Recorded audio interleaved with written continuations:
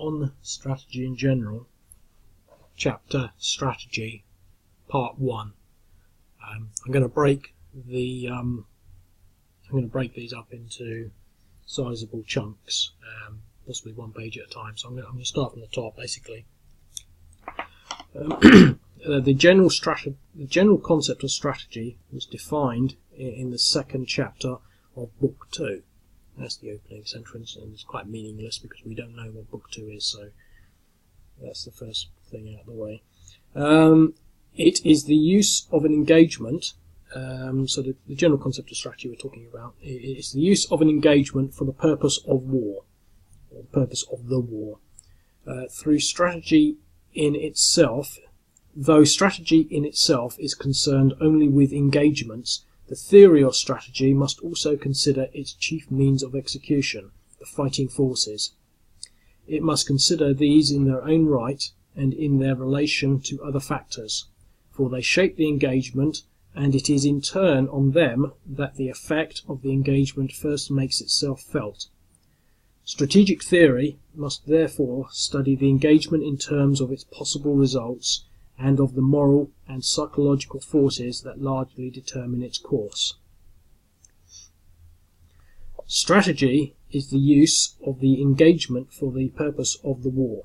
The strategist must therefore define an aim for the entire operational side of the war that will be in accordance with its purpose.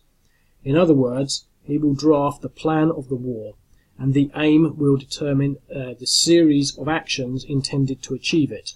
He will, in fact, shape the individual campaigns, and within these decide on the individual engagements. Since most of these matters have to be based on assumptions that may not prove correct, while other more detailed orders cannot be determined in advance at all, it follows that the strategist must go on campaign himself. Detailed orders can then be given on the spot, allowing the general plan to be adjusted to the modifications that are continuously required. The strategist, in short, must maintain control throughout. Just a little note on that second paragraph. It's quite hard for me to concentrate exactly on the meaning of things whilst I'm actually reading them at the same time, but what I picked up on was he's talking about going on campaign. I mean, this is when, well, I'm not sure, horse and musket, horse and cannon, that type of war, where they would go around in their carriages with the army. I think the key things to pick out there are talking about, since most of the matters have to be based on assumptions that may not prove correct, while other more detailed orders cannot be determined in advance at all. So what they're talking about there is, forward planning, making assumptions, for example, maybe assumptions about enemy strengths in particular locations, and other things that cannot be determined. For example, presence of, special forces. I mean, I'm not talking about modern special forces, but perhaps the Imperial Guard, that's what we're referring to, or perhaps the latest in their artillery technology. Talking about Napoleonic periods, etc. Things that couldn't be determined that will play significant roles, so that these things that couldn't be determined and things that have to be assumed, etc., etc. It's talking about a lot of things there about going on campaign. The strategists must go on campaign themselves, and I think that, again, it's quite interesting because in modern conflict, of course, it's not necessarily required, and could almost be a detriment to strategic thinking if you are sort of compromised by the effects of modern warfare, which is a lot more dispersed. You could probably be quite safe in the Napoleonic War by being 2 miles behind the lines and able then to communicate via messenger with all of the commanders, whereas these days you can do it using modern communication systems internationally. Quite possibly, and being close to enemy lines, even in the same country, could be a detriment. But we're picking up on a few things there. Go on, I'll continue now. This has not always been the accepted view, at least so far as the general principle is concerned. It used to be the custom to settle strategy in the capital and not in the field, a practice that is acceptable only if the government stays so close to the army as to function in general headquarters. Just a little note on that. That was one of the things that the was evident in the Iran-Iraq war, that the Iraqi government, or the Iraqi decision-making process, was quite disparate to hit the front line, and they didn't really have full understanding. They were thinking more politically, and which involved, almost rhetorical thinking, without being in touch with the field. But anyway, so strategic theory, therefore, deals with planning, or rather it attempts to shed light on the components of war and their interrelationships, stressing those few principles or rules that can be demonstrated. The reader who recalls from the first chapter of Book 1, which we haven't read, how many vitally important matters are involved in war will understand what unusual mental gifts are needed to keep the whole picture steadily in mind. I mean, I think that's quite an interesting paragraph, really, because it's talking about mental gifts that are needed to keep the whole picture steadily in mind. And this is something that I think is understated in a lot of perceptions on things like strategy and war in general, and the ability to think, not just in war, but in across the line in business and in personal life. It's not something you can quantify as a process. I've often said this about people that are incredibly big and strong. You can see that, and there's no denying it. But if you say to someone, I have unusual mental gifts, it's quite hard to define. They'll say, well, they'll come up and say, well, I can make decisions just as readily as you, etc., etc. So it's talking about here,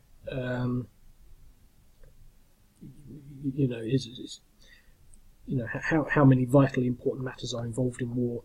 We'll understand that what unusual mental gifts are needed to keep the whole picture steadily in mind. That I think is a leading statement, but it's just a small one that he's put in here.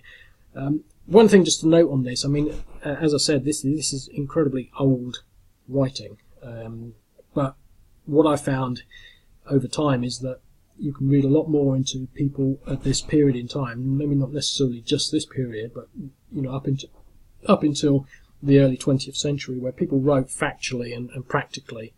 Writing has since become so sort of confused and bound up with subtle hidden agendas and political undertones and all sorts of things that essentially detract from what is fundamental. And I think in war, one of the things that interests me about war is that it really does come down to the very basics of humanity and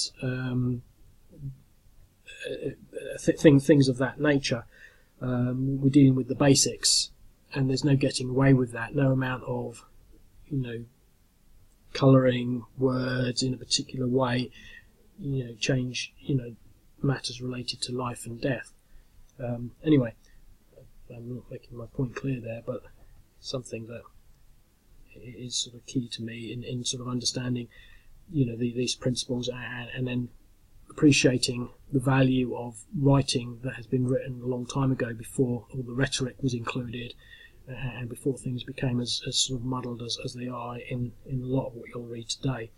I mean, for example, a lot of work that you read on the internet about military strategy will just invariably focus on American military strategy. Full stop. It's just almost propaganda. I'm not criticising Americans, in any way. I'm just saying, if you start to look at blogs, for example, on war, they're all focused on US military strategy overseas, or UN military strategy overseas, or Western military strategy overseas, from a very politically biased stance, so much so that it's quite hard to really sort of truly understand what's happening, which is what I'm trying to achieve here to some extent by reading this, and by working my site so you can see things almost sort of practically. It goes on, a prince or a general can best demonstrate his genius by managing a campaign exactly to suit his objectives and his resources, doing neither too much nor too little. But the effects of genius show not so much in novel forms of action as in the ultimate success of the whole.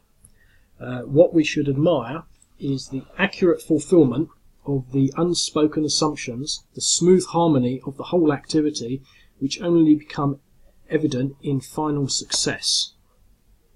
The student who cannot deliver this harmony in actions that lead up to a final success may be tempted to look for genius in places where it does not and cannot exist.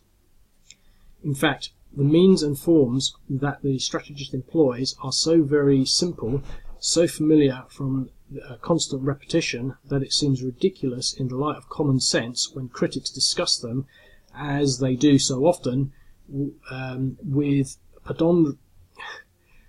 ponderous solemnity. Yeah, so I'll read that again, because this is actually, I remember reading this a couple of years ago, and this is really what got me on this chapter. In fact, the means and forms that the strategist employs are so very simple, so familiar from constant repetition, that it seems ridiculous in the light of common sense when critics discuss them, as they do so often, with ponderous solemnity. I still didn't get it right, but I think you get the point. Thus, such a commonplace manoeuvre as turning an opponent's flank may be hailed by critics as a stroke of genius, of deepest insight, or even of all-inclusive knowledge.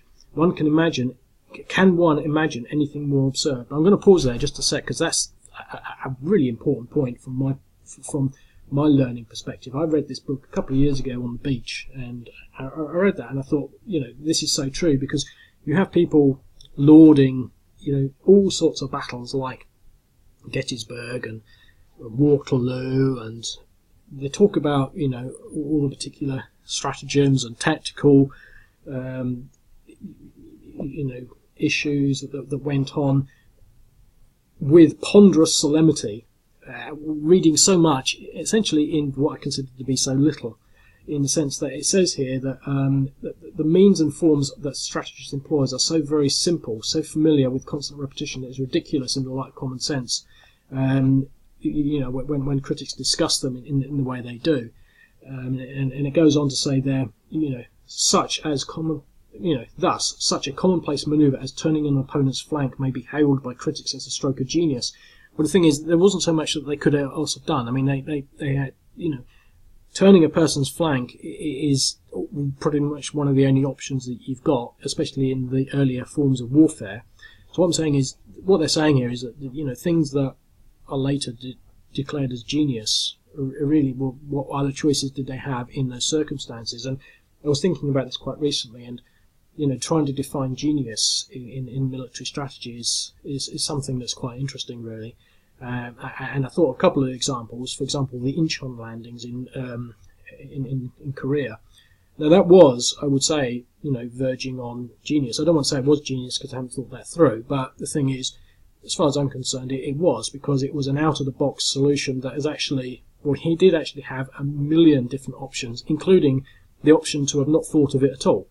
How many military strategies, how many conflicts have gone through where something incredibly potent or incredibly successful has not been thought of. The second one I thought of was, and these are both naval landings, which I think you get a little more scope with, is the D-Day operations. Now, they landed somewhere. They chose to land on the beaches that they did, but they chose to carry out a particular military action. And it's these things that I think define this concept of strategy and put them into place of genius, whereas other things, I don't know, like just simply like, Waterloo, the genius strategy was to sort of cut down the Allied forces individually and not let them join up by Napoleon. And again, but the actual engagement which took place, was probably just bread and butter warfare.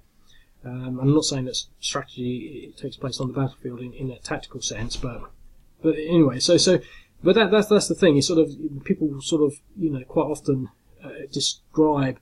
It is describing this, as turning a person's flank, whether it's on the battlefield or whether it's like the Incheon landing, strategically turning a flank, cutting lines of supply, etc., as a work of genius. When quite often it's just the obvious.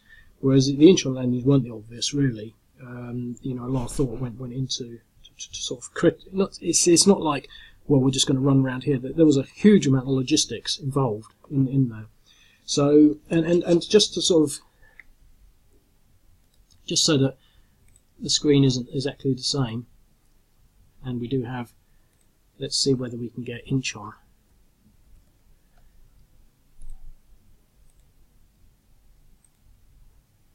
And there we have it.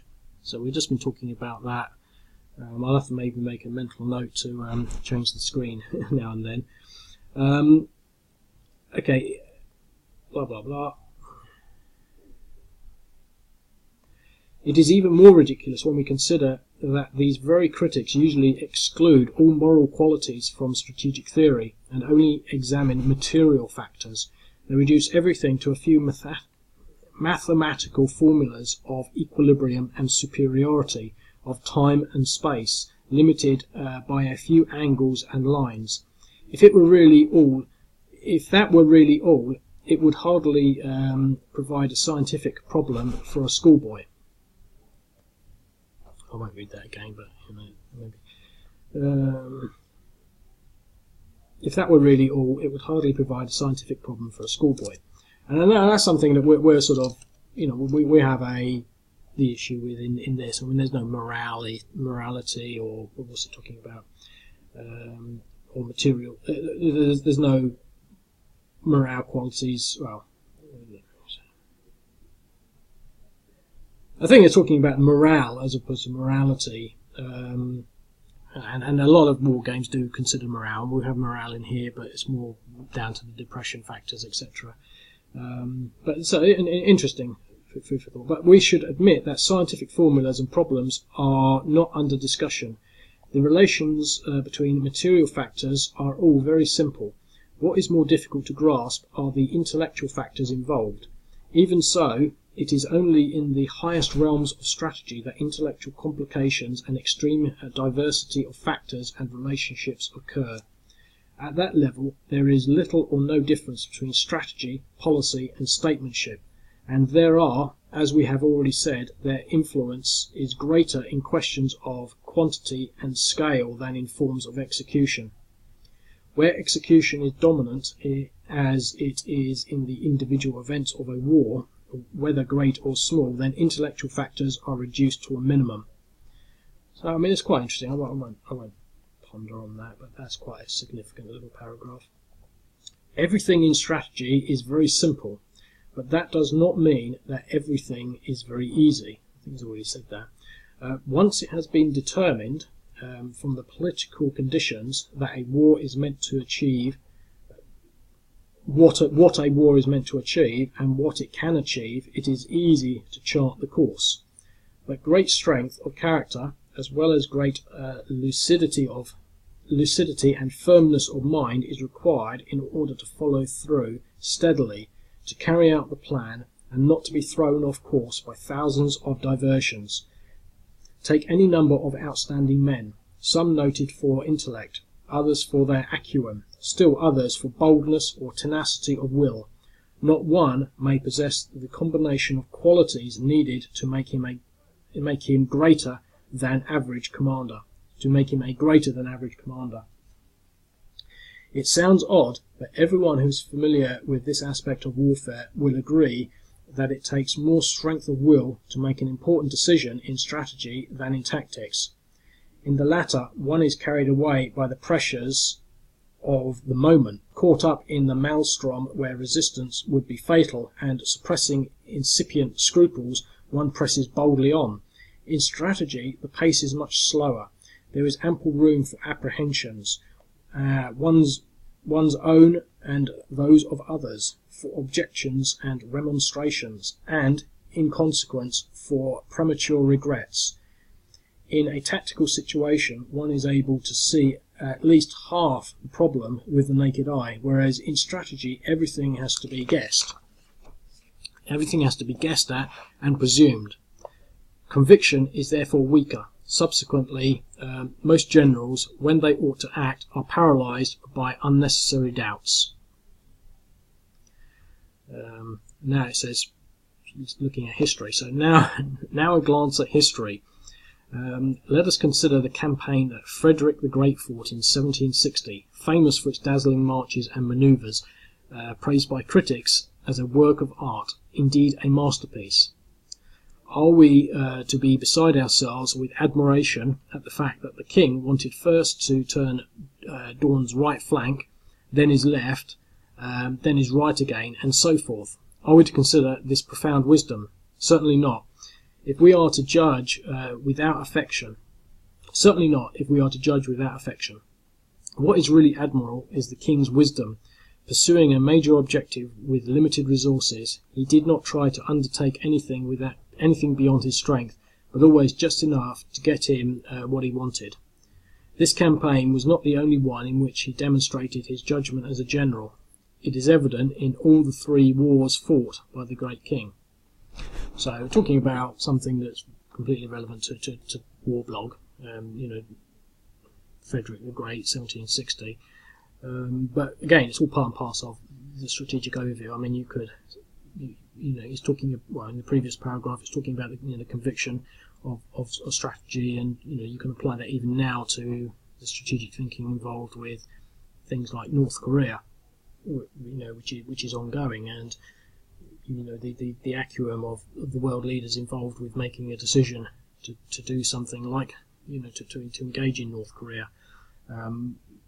Whether it's likely or not, but similarly, I mean, that's I'm using it as an example of something that hasn't happened, and obviously they're thinking, and what is defining their strategic thinking, and at what stages, and because of the organisations involved, quite often large complex political bodies, how much of that thinking is being paralysed, and how much of the thinking to invade Iraq, Libya, to go into Afghanistan, etc., has been affected by the issues that this article is talking about, with examples from Frederick the Great in 1760,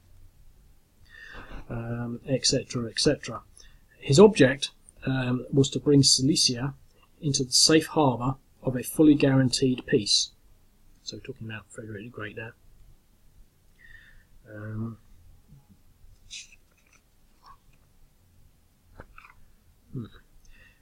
As head of a small state resembling other states in most respects, and distinguished from them only by the efficiency of some branches of its administration, Frederick could not be an Alexander. Had he acted like Charles XII, he too would have ended in disaster. His whole conduct of war therefore shows an element of restrained strength, which was always in balance, never lacking in vigour, rising to remarkable heights in moments of crisis, but immediately afterward reverting to a state of calm oscillation, always ready to adjust to the smallest shift in the political situation. Neither vanity, ambition, nor vindictiveness could move him from this course, and it was this course alone that brought him success. How little these few words can do to appreciate that characteristic of the great general. One only has to examine carefully the causes and the miraculous outcome of his struggle to realise that it was only the king's acute intelligence that led him safely through all hazards. This is the characteristic we admire in all his campaigns, but especially in the campaign of 1760. At no other time was he able to hold off such a superior enemy at so little cost. The other aspect to be admired concerns the difficulties of execution. Manoeuvres designed to turn a flank are easily planned. It is equally easy to conceive a plan for keeping a small force concentrated so that it can meet a scattered enemy on equal terms at any point, and to multiply its strength by rapid movement. There is nothing admirable about the ideas themselves. Faced with such simple concepts, we have to admit that they are simple. But let a general try to imitate Frederick. After many years, eyewitnesses still wrote about the risk, indeed the imprudence of the king's positions, and there can be no doubt that the danger appeared 3 times as threatening at the time as afterwards. It was the same with the marches undertaken under the eyes, frequently under the very guns of the enemy. Frederick chose these positions and made these marches confident with the knowledge that Dawn's methods, his dispositions, his sense of responsibility and his character would make such manoeuvres risky but not reckless. But it required the king's boldness, resolution and strength of will to see things in this way, and not to be confused and intimidated by the danger that was still being talked and written about 30 years later. Few generals in such a situation could have believed such simple means of strategy to be feasible. I don't really have much to say on all of that because I'm talking very specifically about Frederick the Great, and I have no idea who he even was. As I said, I'm hoping that this volume, from what I've read of it, will give us a lot of balance on modern issues.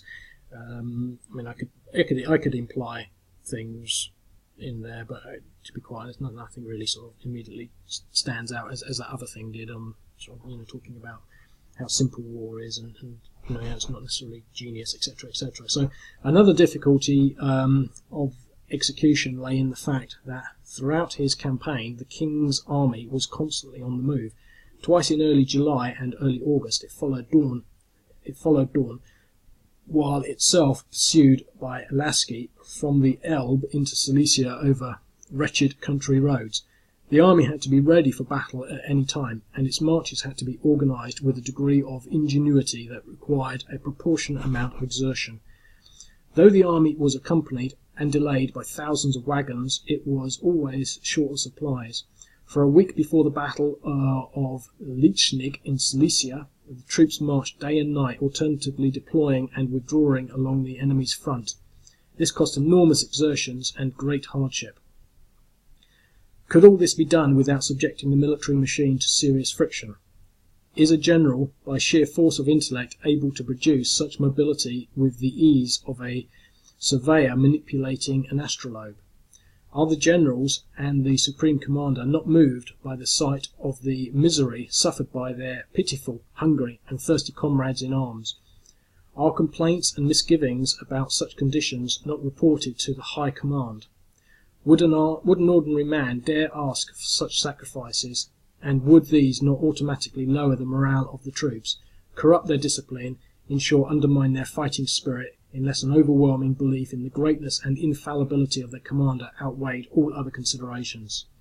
It's quite interesting that because it's talking essentially about the concept of leadership, which obviously a lot of people fought for Napoleon because he was Napoleon.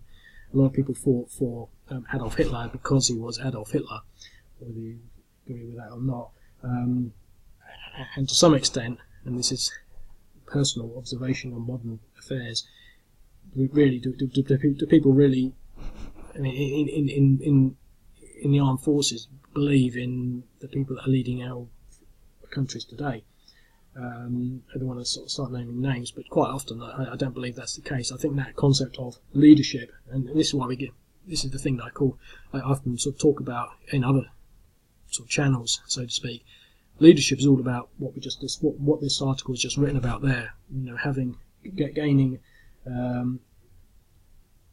It says here, would an ordinary man dare ask for such sacrifices, and would these not automatically lower the morale of the troops, corrupt their discipline, in short undermine their fighting spirit, unless an overwhelming belief in the greatness and infallibility of their commander outweighed all other considerations? So I don't think a lot of people believe in our commanders. I'm not talking about military commanders, I'm talking about political ones, heads of state, so to speak. We don't have that these days. I don't want to dwell too much on that, but that's an interesting point that has correlation with contemporary matters. It is this which commands our respect. It is these miracles of execution that we have to admire. But to appreciate all this in full measure, one has to have had a taste of it through actual experience. Those who know war only from books or the parade ground cannot recognise the existence of these impediments into action, and so we must ask them to accept on faith what they lack in experience. That's quite interesting, because I am essentially an armchair general. So what would I know? But I think that when you look at these politicians, they really also fit into that sort of category. We have used the examples of Frederick to bring our train of thought into focus, obviously. In conclusion, we would point out that in our exposition of strategy, we shall describe those material and intellectual factors that seem to us to be most significant. We shall proceed from the simple to the complex and conclude with the unifying structure of the entire military activity, that is, with the plan of campaign. And then it's got in sort of italics. An earlier manuscript of Book 2 contains the following passages marked by the author. It's to be used in the first chapter of Book 3. The projected revisions of this chapter was never made, and these passages are therefore inserted here in full. Well, that means nothing at all, so I don't know why I read that out. In itself, the deployment of forces at a certain point merely makes an engagement possible. It does not necessarily take place. Should one treat the possibility as a reality, as an actual occurrence, certainly it becomes real because of its consequences, and consequences of some kind will always follow. I'm going to leave it at that because well, that's 30 minutes. I've got 2 more pages of that chapter to do, but they sort of end. Actually, I'll do the whole lot, but I think that's an important one because what is sort of touched on there. Let me read that again. In itself, the deployment of forces at a certain point merely makes an engagement possible. It does not necessarily take place, and that's something that I really like about strategy. And I have done a few of these sort of scenarios in Warblog, but not as many as I'd like to. When I play the games, sort of, for example, moving units, I quite often like to play a game where I move the units, and then the other person obviously sees that they're going to lose that battle, so we prepare for a battle, we move into the position. I really can't remember any of these scenarios where I've done this, but I think essentially when I was playing this one, no, not this one here, Suriyat Hill, essentially I had a lot of units coming in here, and when I moved to there, and there, it's obviously I was going to attack that on the next turn. He could have moved, and then when I moved to there, and there, he would have said, well, I'm going to lose that battle, and so the ISIS player would then move. No battle's ever actually happening, but just by manoeuvring, and you could play an entire game just by manoeuvring and then demonstrating to the enemy that you would win. But obviously you could call their bluff and say, I don't think you will win that, and this is to some extent what I'm picking up from that. It says it becomes real because of its consequences. The consequences of some kind will always follow. So it now goes on to the next stage. It's still part of the same chapter, but I've got 30 minutes left at least, so I should be able to get through it. 28 minutes, there's only 2 pages. This next section is entitled Possible Engagements Are to be Regarded as Real Ones Because of Their Consequences, and that's sort of what I was getting at really just then. So hopefully this should be exciting. If troops are sent to cut off a retreating enemy, and he thereupon surrenders without further fight, his decision is caused solely by the threat of a fight posed by those troops. And again, that's quite interesting because you could, using literally his example of cutting off a retreating enemy, you could use that as a strategy. So instead of going there, you could just push through here, threatening to cut them off, and then say, well, I'll surrender because we can't retreat. And so I think that's quite interesting. As part of our army occupies an undefended enemy province and thus denies the enemy substantial increments of his strength, the factor making it possible for our force to hold the province is the engagement that the enemy must expect to fight if he endeavours to retake it. I didn't follow that, but anyway. In both cases, results have been produced by the mere possibility of an engagement. The possibility has acquired reality.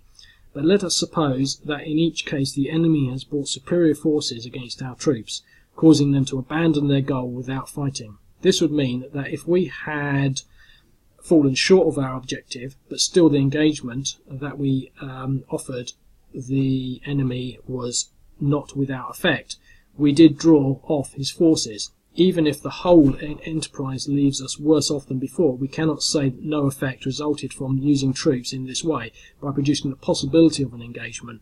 The effects are similar to those of a lost engagement. And again, this is one thing that in this map, for example, I did a recent one, I think it was this one, maybe not. it might actually be so far down now that it's on the next page. There. In here, I fought to get across here, but I also attacked this, or I threatened to attack this, and that caused, in the theory, it was I didn't attack this, I didn't attack that, it wasn't as I was attacking everything, but I deliberately said, I am going to attack this, therefore you have to bring some more of your troops over here. I'm not going to win it, but it's talking about possibility of an engagement and the effects of that nature. So the twofold object of the engagement is the next sort of subheading. These results. Have I read this? Okay, let me. I think I've got time. Let me reread that other section so that I haven't missed anything. In both cases, results have been produced by the mere possibility of an engagement. The possibility has acquired reality. But let us suppose that in each case the enemy had brought superior forces against our troops, causing them to abandon their goal without fighting. This would mean that we had fallen short of our objective, but still the engagement that we offered the enemy was not without effect. It did draw off his forces. Even if the whole enterprise leaves us worse off than before, we cannot say that no effects resulted from using troops in this way, by producing the possibility of an engagement. The effects were similar to those of a lost engagement. This shows that the destruction of the enemy's forces and the overthrow of the enemy's power can be accomplished only as the result of an engagement, no matter whether it really took place or was merely offered but not accepted. Okay. Subheading: the twofold object of the engagement. These results, moreover, are of two kinds: direct and indirect. They are indirect if other things intrude and become the object of the engagement. Things which cannot in themselves be considered to involve the destruction of the enemy's forces, but which lead up to it. They may do so by circuitous routes, but are all the more powerful for that. The possession of provinces, cities, fortresses, roads, bridges, munitions dumps, etc. may be the immediate object of an engagement, but can never be the final one. Such acquisitions should always be regarded merely as means of gaining greater superiority, so that in the end we are able to offer an engagement to the enemy when he is in no position to accept it. These actions should be considered as intermediate links, as steps leading to the operative principle, never as the operative principle in itself. I think that makes sense, but I'm not going to explain it, because I think I've reached my end of, well, my brain is getting tired. My mouth, anyway. It says it's got examples. With the occupation of Bonaparte's capital in 1814, the objective of the war had been achieved. The political cleavages rooted in Paris came to the surface, and that enormous split caused the emperor's power to collapse. Still, all this should be considered in the light of the military implications. The occupation caused a substantial diminution in Bonaparte's military strength and his capacity to resist, and a corresponding increase in the superiority of the Allies. Further, resistance became impossible, and it was this which led to the peace with France. Suppose the Allied strength had suddenly been similarly reduced by some external cause, their superiority would have vanished, and with it the whole effect and significance of their occupation of Paris. We have pursued this argument to show that it is the natural and only sound view to take, and this is what makes it important. We are constantly brought back to the question, what, at any given stage of the war or campaign, will be the likely outcome of all the major and minor engagements that the two sides can offer one another. In the planning of a campaign of war, this alone will decide the measures that have to be taken from the outset. So it's talking about a greater thing than what we sort of got here. I don't want to sort of necessarily go into that. It's talking about, they took Paris and it resulted in Bonaparte's downfall. But if they'd taken Paris but also taken a huge hit somewhere else, the effects of taking Paris wouldn't necessarily have been as significant as they were, etc. So you could apply that to sort of taking Baghdad whilst losing everywhere else, or there's probably lots of examples that we could imply in modern warfare. I'm not just going to start digging around trying to find these. We are now on the last couple of paragraphs. Subheading: if this view is not adopted, other matters will be inaccurately assessed. If we do not learn to regard a war and the separate campaigns of which it is composed as a chain of linked engagements, each leading to the next, but instead succumb to the idea that the capture of certain geographical points or the seizure of undefended provinces are of value in themselves, we are liable to regard them as windfall profits. In doing so, and in ignoring the fact that they are links in the continuous chain of events, we also ignore the possibility that their possession may later lead to definite disadvantages. This mistake is illustrated again and again in military history. One could almost put the matter this way: just as a businessman cannot take the profit from a single transaction and put it into a separate account, so an isolated advantage gained in war cannot be assessed separately from the overall result. A businessman must work on the basis of his total assets, and in war the advantages and disadvantages of a single action could only be determined by their final balance.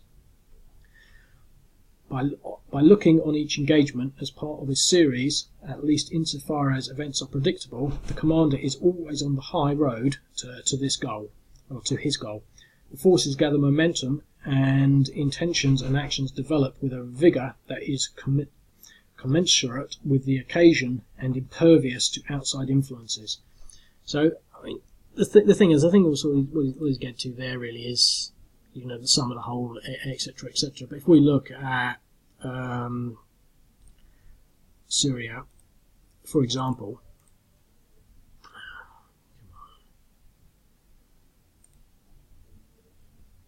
now, I mean, this just looking at the number of I've got 9 pages. That means I've got over 80 scenarios for Syria, and from this reading of strategy, these will all be the parts of that greater thing. So these would all be more the tactical level and looking at the overall strategy, etc. So I don't think there's anything incredible or unknown there that really isn't sort of common sense in a greater sense. Talking about how one particular victory doesn't necessarily add up to a strategic victory in regards to the aims overall. I mean, for example, a particular sort of example of that would be here, where ISIS are attacking into this village, the village of Jaras al-Sharqi. I mean, strategically, it's pretty clear that ISIS are now losing, but they are still fighting battles, and this would be, I mean, it's just a poor example, but it's obviously an immediate one that I've got, on the table at the moment, so to speak, on the screen at the moment. Strategically that they haven't won. You could look at what the Syrian Arab army have been doing and how they've been sort of steadily moving across.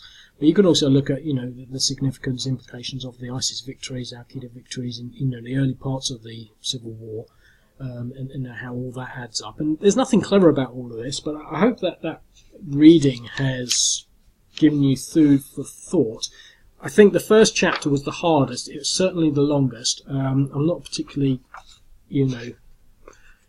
experienced with readings. The next chapter is called Elements of Strategy. It's 1 page. And this is, a lot more of them are definitely less than 4 pages. That was a 6-pager. And most of them are 1 or 2 pages, if not 1. So they're going to be a little shorter. And I'll be able to do them with a little more mental energy. And I think they're a little more specific as well. The whole thing on general strategy was sort of fairly broad reaching, but I think when we add up these small tactical narratives, they'll add up to a strategic objective of providing you with significant insight into the issues related to the title of the narratives and playlist on strategy in general, which is considered significant enough as a body of work from Carl Von Clausewitz to be in a textbook written by the Combat Studies Institute on modern military thought, published probably a very long time ago, no dates printed, But there you go. So stay tuned for the next one.